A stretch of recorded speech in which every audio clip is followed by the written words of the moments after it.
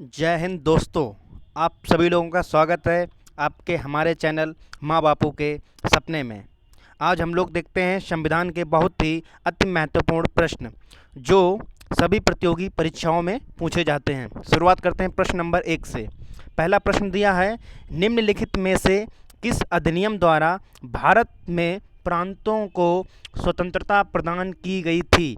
पूछा है किस अधिनियम के द्वारा भारत में प्रांतों को स्वतंत्रता प्रदान की गई थी। तो इसका ऑप्शन हो जाएगा भारत शासन अधिनियम। इसी को कहते हैं भारत सरकार अधिनियम 1935। तो 1935 भारत सरकार अधिनियम के द्वारा भारत में प्रांतों को स्वतंत्रता दी गई थी। ये भारत सरकार अधिनियम लॉर्ड वेलिंगटन ने 4 अगस्त को पारित किया था। अगला प्रश्न है 2 नंबर प्रश्न, भारत के संविधान के ऊपर सबसे अधिक प्रभाव निम्नलिखित में से किसका माना जाता है। पूछा है कि भारत के संविधान के ऊपर सबसे अधिक प्रभाव किसका माना जाता है। तो पहला ऑप्शन दिया है यूएसए का संविधान, दूसरा ऑप्शन दिया है सोवियत रूस का संविधान, तीसरा दिया है ब्रिटिश संविधान, चौथा ऑप्शन दिया है भारत सरकार अधिनियम 1935। तो सबसे ज़्यादा प्रभाव भारत पर पड़ा है भारत सरकार अधिनियम 1935 का। भारत सरकार अधिनियम 1935 का। अगला प्रश्न हम लोग देखते हैं 3 नंबर, सरकार की एकात्मक पद्धति का लाभ। सरकार की एकात्मक पद्धति का लाभ, इसका पहला ऑप्शन दिया है अधिक अनुकूलनशीलता, दूसरा दिया है दृढ़ राष्ट्र, तीसरा दिया है जनता द्वारा अधिक सहभागिता, चौथा दिया है सत्तावाद की कम संभावनाएं। तो इसका सही जवाब हो जाएगा दृढ़ राज्य। दृढ़ राज्य। चौथा नंबर प्रश्न दिया है, निम्नलिखित में से किस देश का अलिखित संविधान है। मतलब कि ऐसा कौन सा देश है जिसका संविधान लिखित तौर पर नहीं है। तो इसका सही जवाब हो जाएगा यूके। यूके को हम लोग कहते हैं यूनाइटेड किंगडम, मतलब कि ब्रिटिश संविधान जो अलिखित है। अगर पूछा जाए कि पहला लिखित संविधान किसका है, तो ये संविधान है यूएसए का। यूएसए का पहला लिखित संविधान है। और पूछा जाए सबसे बड़ा संविधान लिखित तौर पर किसका है, तो इसका ऑप्शन हो जाएगा भारत, ऑप्शन नंबर डी। अब 5 नंबर सवाल देखते हैं, जिस संविधान सभा द्वारा भारत के संविधान का अधिनियमन किया गया उसके सदस्य कौन थे। तो पहला ऑप्शन दिया है राजनीतिक दलों द्वारा नामित, या विभिन्न प्रांतों की विधानसभाओं द्वारा निर्वाचित, या लोगों द्वारा सीधे निर्वाचित, या गवर्नर द्वारा नामित। तो इसका सही जवाब हो जाएगा जो संविधान सभा में जो लोग आए थे वो विभिन्न प्रांतों की विधानसभाओं द्वारा निर्वाचित थे। वो लोग संविधान सभा में उपस्थित हुए थे। प्रश्न नंबर 6 देखते हैं, भारत की अंतःकालीन संसद में कितने सदस्य थे। भारत की अंतःकालीन संसद में कितने सदस्य थे। तो मतलब पूछा कि भारत की जो पहली सबसे संसद थी उसमें कितने सदस्य थे। तो सदस्य थे 296, या 313, या 318, या 316। तो इसका सही जवाब हो जाएगा 296। 296 सदस्य थे भारत की संसद में। जो पहली बार संसद की बैठक हुई थी उसमें 296 सदस्य थे। 7 नंबर प्रश्न है, भारतीय संविधान में आपात उपबंध खालिस्तान से लिए गए हैं।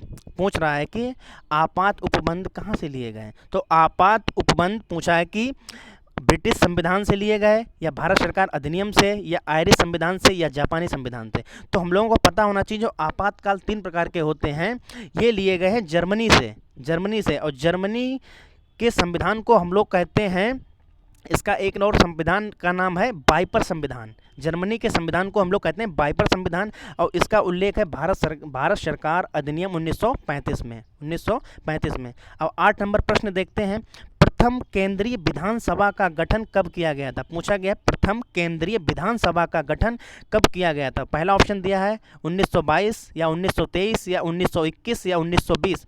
तो इसका ऑप्शन हो जाएगा 1921। 1921 में प्रथम विधानसभा का गठन किया गया था। पूछा जाए कि प्रथम विधानसभा का गठन कब किया गया था, तो प्रथम विधानसभा का गठन किया गया था 1921 में।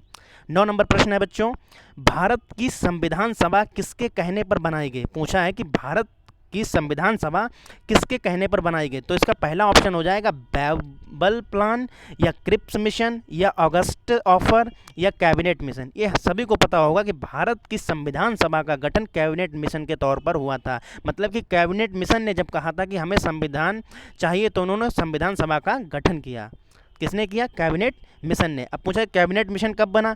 कैबिनेट मिशन बना था मार्च 1946 में। मार्च 1946 में। इसमें 3 सदस्य थे। कैबिनेट मिशन ने पूछा था कितने सदस्य थे? 3 थे। पहले थे पैट्रिक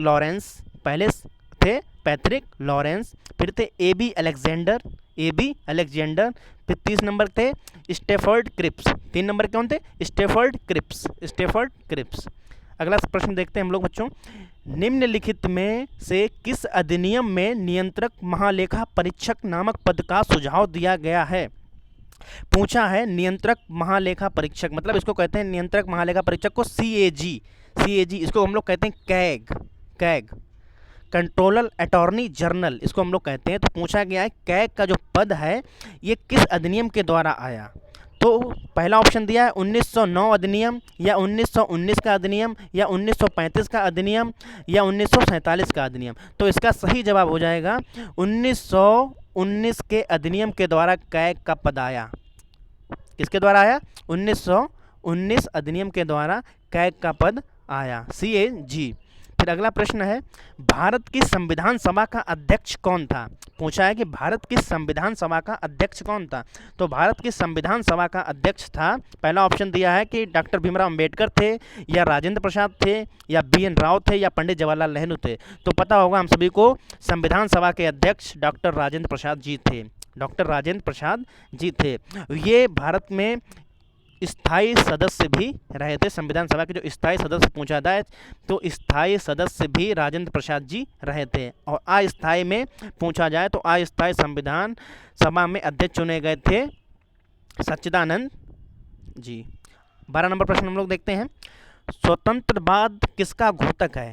पूछा है कि स्वतंत्रवाद किसका घोतक है? तो पहला ऑप्शन दिया है स्वतः उदारीकरण का, या प्रवृत्ति तथा बर्ताव का, या सामाजिक राजनीतिक तथा आर्थिक पहलुओं की स्वतंत्रता, या धार्मिक रूढ़िवादिता। तो इसका सही ऑप्शन हो जाएगा स्वतंत्रवाद किसका घोतक है? यह सामाजिक राजनीतिक तथा आर्थिक पहलुओं की स्वतंत्रता, मतलब सभी प्रकार के स्वतंत्रता जो होती है उसी का ये घोतक है। अगला प्रश्न हम लोग देखते हैं। भारतीय संविधान की प्रस्तावना में किस प्रकार के न्याय की बात नहीं की गई है? तो भारतीय संविधान की प्रस्तावना में 3 प्रकार के न्याय की बात की गई। पहला तो आर्थिक न्याय मिलेगा सभी को, सामाजिक